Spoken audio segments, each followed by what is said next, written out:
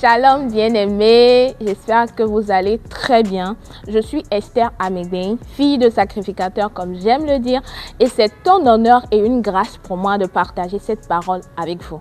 Alors avant de commencer, j'aimerais rendre grâce à Dieu pour la vie de mon père spirituel qui est l'actuel président des églises des assemblées de Dieu du Bénin, le révérend pasteur Soji Gossou, qui est un père spirituel aimant qui m'accompagne dans ma destinée et dans tout ce à quoi l'Éternel m'appelle. Et j'aimerais rendre grâce également à Dieu pour la vie de mon pasteur Montéjus, qui est également un soutien pour moi. Et je bénis Dieu pour son huile et son travail sur ma personne chaque jour. Alors nous allons aller dans les Écritures. Le thème que j'aimerais partager avec vous aujourd'hui, c'est le cœur qui porte la gloire. Le cœur qui porte la gloire. Nous allons lire dans le livre de Luc, chapitre 8, verset 5 au verset 15. Luc, chapitre 8, verset 5 au verset 15. C'est la parabole du semeur. Nous connaissons beaucoup cette parabole-là, mais écoutez aujourd'hui autrement. Je commence au verset 5. Un semeur sortit pour semer sa semence. Comme il semait, une partie de la semence tomba le long du chemin. Elle fut foulée aux pieds et les oiseaux du ciel la mangèrent. Une autre partie tomba sur le roc. Quand elle fut levée, elle sécha parce qu'elle n'avait point d'humidité. Une autre partie tomba au milieu des épines. Les épines crurent avec elle et l'étouffèrent. Une autre partie tomba dans la bonne terre. Quand elle fut levée, elle donna du fruit au centuple. Dans la bonne terre. Quand elle fut levée, elle donna du fruit au centuple. Après avoir ainsi parlé, Jésus dit à haute voix, que celui qui a des oreilles pour entendre, entende. Voici ce que signifie cette parabole. La semence, c'est la parole de Dieu. Ceux qui sont le long du chemin, ce sont ceux qui entendent, puis le diable vient et enlève de leur cœur la parole, de peur qu'ils ne croient et soient sauvés. Ceux qui sont sur le roc, ce sont ceux qui, lorsqu'ils entendent la parole, la reçoivent avec joie, mais ils n'ont point de racines. Ils croient pour un temps et ils succombent au moment de la tentation. Ce qui est tombé parmi les épines, ce sont ceux qui, ayant entendu la parole, s'en vont et la laissent étouffer par les soucis, les richesses et les plaisirs de la vie. Et ils ne portent point de fruits qui viennent à maturité. Le verset 15. Ce qui est tombé dans la bonne terre, ce sont ceux qui, ayant entendu la parole avec un cœur honnête et bon, la retiennent. Un cœur honnête et bon, la retiennent et portent du fruit avec persévérance. Seigneur Jésus, je te rends grâce, je te dis infiniment merci pour cette parole que tu me donnes l'opportunité de partager. Je prie, Seigneur, que cette parole puisse toucher quelqu'un, puisse transformer quelqu'un. Seigneur, qu'il n'y ait rien de moi, mais qu'il y ait tout de toi. Que moi, je diminue, que moi, je disparaisse et que toi, tu sois révélé au nom puissant de Jésus-Christ de Nazareth. Je prie. Le cœur qui porte la gloire. Il y a environ 6 mois déjà, 6 mois ou 7 mois comme ça, au niveau de mon entreprise, j'avais une activité à faire, j'avais un événement et j'avais besoin de quelqu'un qui accompagne le projet. Et dans mes recherches, j'en ai parlé avec ma jeune sœur. Je lui ai dit, tu connais quelqu'un qui peut faire ci, ça et tout. Elle m'a dit, oui, je connais quelqu'un, j'ai une amie, une dame qui est très bonne. Et puis, elle aime l'événementiel et tout. Elle sera une bonne collaboratrice pour toi. J'ai dit, ok. Et j'ai contacté cette dame, elle a accepté. On a commencé à travailler ensemble. Tout allait très bien. Et puis, d'un seul coup, un jour, je lui écris, elle ne répond pas. Je lui envoie des messages, je l'appelle, elle ne répond pas. Et puis, elle fait 2 jours en silence comme ça. Puis le deuxième jour, le troisième jour, elle m'appelle, elle me dit, ah, je suis désolée, je n'ai pas pu être là et tout et tout. Je dis, mais c'était quoi le problème? Elle me dit qu'elle vient de faire une fausse couche. Quand elle m'a dit ça, ça m'a choquée en fait, ça m'a touchée. Et puis elle me dit, comme elle sait que je suis un peu spirituelle, par la grâce de Dieu, elle me dit, prie pour moi, accompagnez-moi et tout. J'ai dit, il n'y a pas de problème. Et franchement, j'ai pris la décision de prier pour elle en fait, puisque non seulement c'était une collaboratrice, mais c'était aussi une amie de ma soeur. Et c'est vrai que je ne connaissais pratiquement rien sur elle. Tout ce qui nous liait, c'était le travail. Mais j'ai quand même décidé de la porter dans la présence de Dieu parce qu'elle était vraiment utile pour moi. Et je priais quand le Seigneur me dit, je demande à Dieu, mais ça fait un long moment qu'elle s'est déjà mariée. Ça fait des années, plus de 5 années de mariage, plus de 7 années de mariage. Je demande à Dieu, mais pourquoi ça continue comme ça? Et puis je priais parce que c'est important pour moi de connaître la raison pour laquelle je suis dans la présence de Dieu, pourquoi je veux prier. Et ça ne suffit pas, si tu pries, c'est bon, tu pries, mais par rapport à quoi tu pries exactement, c'est quoi ton objectif lorsque tu viens dans la présence de Dieu, c'est quoi la cause de ton problème. Il faut connaître la cause de ton problème afin de savoir sur quoi tirer exactement pendant que tu es en train de prier. Et puis le Seigneur me dit, mais calme-toi, le problème c'est elle. Je dis comment? Elle fait des efforts, après ce qu'elle m'a dit, elle va à l'hôpital, elle suit des traitements, son mari l'accompagne, etc. Je crois qu'elle fait le nécessaire pour avoir un enfant depuis des années, toi aussi. Et puis le Saint-Esprit me dit que elle ne peut pas porter une grossesse, son cœur ne peut pas porter une grossesse. Je dis, Seigneur, c'est le cœur qui porte grossesse ou bien c'est l'utérus qui porte grossesse? Saint-Esprit, il dit non. Je dis, comment? Il dit, c'est pas l'utérus qui porte d'abord la grossesse, c'est le cœur qui porte la grossesse. Je dis, Seigneur, explique-moi. Le Saint-Esprit me dit que elle ne peut pas porter une grossesse parce qu'elle a trop d'amertume dans son cœur, trop de ressentiment dans son cœur. Du coup, même si la grossesse vient, la grossesse ne peut pas rester parce que la grossesse ne trouve pas un endroit pour se poser, pour un endroit qui peut la retenir afin qu'elle puisse croître et qu'un enfant sorte un jour. Donc, ce n'est pas l'utérus en réalité qui porte la grossesse, mais c'est d'abord le cœur qui porte la grossesse. Elle a trop d'amertume contre son mari, trop de ressentiment. Je dis, ça la menace, moi je peux lui dire, ça je peux lui dire que j'ai prié, je n'ai pas pu, en fait, jusqu'à aujourd'hui, je n'ai pas pu lui dire quoi que ce soit. Je suis restée silencieuse et j'intercède pour elle parce que c'est mieux pour moi. Tant que le Seigneur ne m'a pas dit, va la voir, I won't go. Et c'est comme ça, en fait, beaucoup d'entre nous, nous prions pour des choses, nous désirons des choses de la part de Dieu, mais nous n'avons pas le cœur qu'il faut pour retenir cette chose-là, le cœur qui porte la gloire. Dans la biologie, il dit que le cœur, c'est l'organe central, c'est le cœur qui assure la transfusion sanguine, c'est le cœur qui permet que le sang puisse circuler en fait. Et Google va aussi me dire, c'est le cœur qui permet, c'est le cœur qui est le centre de l'être humain, c'est le lieu où nous ouvrons à Dieu et nous nous fermons également à Dieu. Et dans le livre de Proverbes, tenez-vous tranquille, le livre de Proverbes chapitre 4 va nous dire que le cœur est la source de la vie. Il dit, protège ton cœur plus que toute autre chose, car de lui viennent les sources de la vie.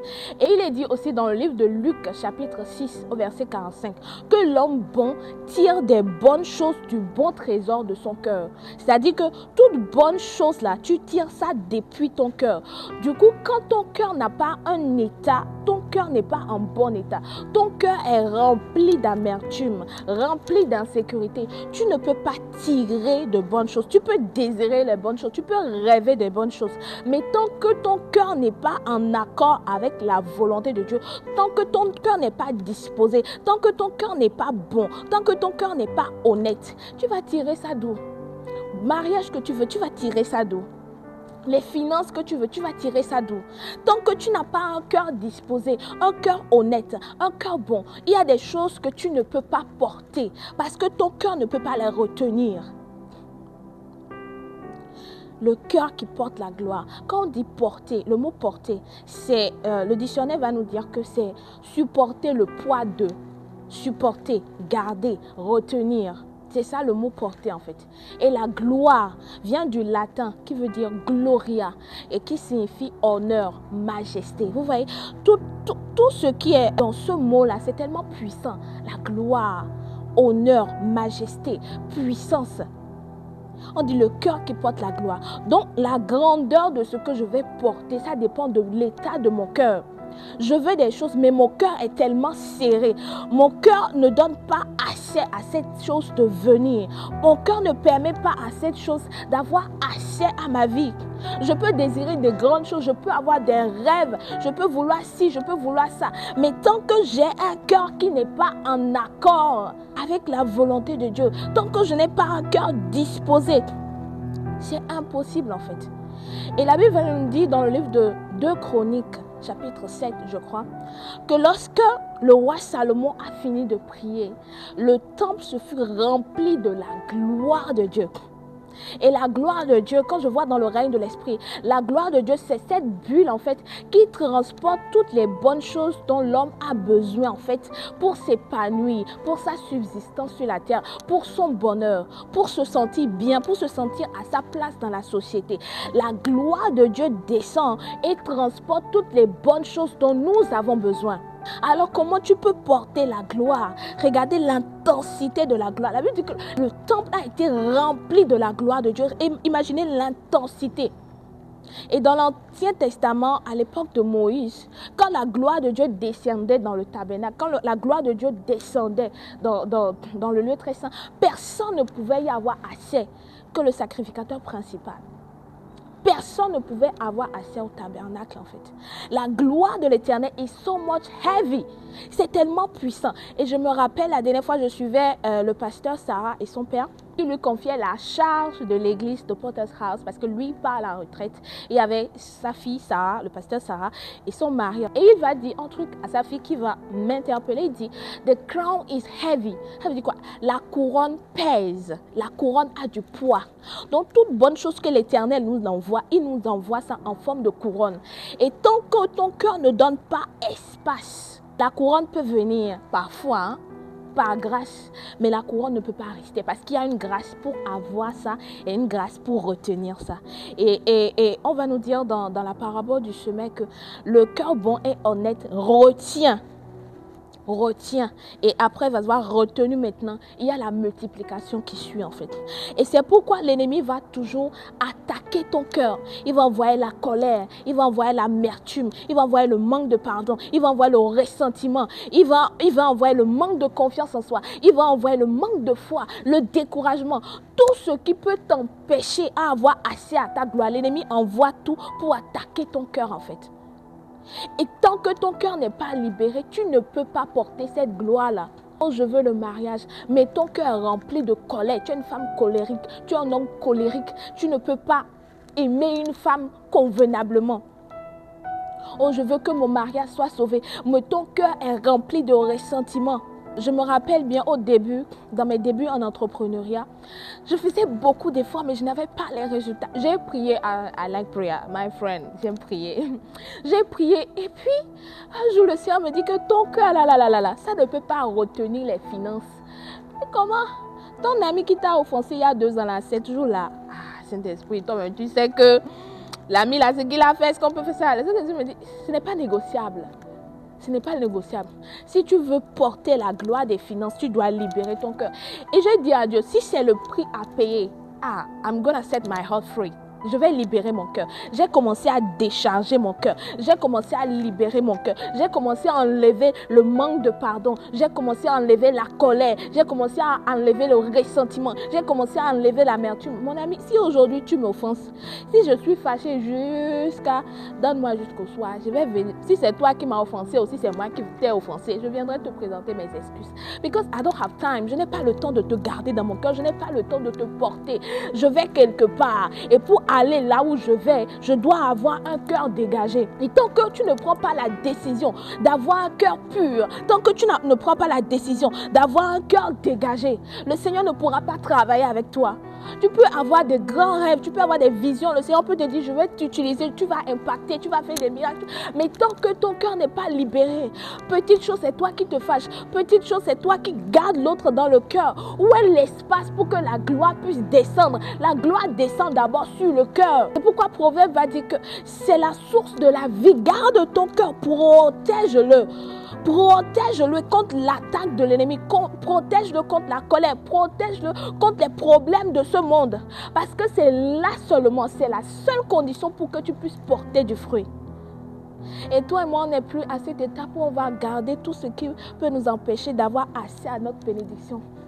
Tout ce que je veux, Seigneur, si c'est le prix à payer pour atteindre cette chose, je libère mon cœur. Je libère mon cœur de la colère. Je libère mon cœur des ressentiments. Je libère mon cœur de tout ce qui peut t'empêcher ou qui peut empêcher la gloire de Dieu de descendre dans ma vie.